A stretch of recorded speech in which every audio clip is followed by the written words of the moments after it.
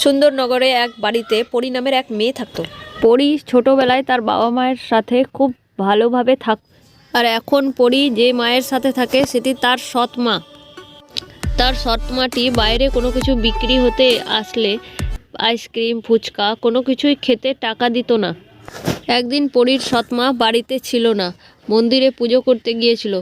আর সে বাড়ি থেকে বেরিয়ে যায়। তখন এক আইসক্রিমওয়ালা সেখানে আইসক্রিম চিৎকার করতে থাকে। তখন পরী গিয়ে দেখে আর বলে, আইসক্রিমওয়ালা কাকুকে বলে, কাকু আমার কাছে টাকা নেই, আমি আইসক্রিম খাবো, আমার খুব খেতে ইচ্ছা করছে। তখন আইসক্রিমওয়ালাটি তাকে বিনা পয়সায় আইসক্রিম খেতে দিয়ে দেয়।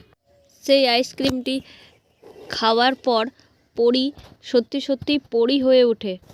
তারপর পরী হয়ে ওঠার পর আইসক্রিমওয়ালাকে পরী এক বরদান দেয়। তখন আইসক্রিমওয়ালাটি ভাবে যে সত্যি সত্যিই তো পরী।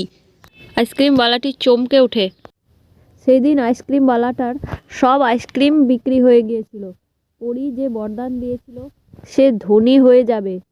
প্রচুর লোকজন আর বাচ্চারা এসে তার সব আইসক্রিম খেয়ে শেষ করে দেয়।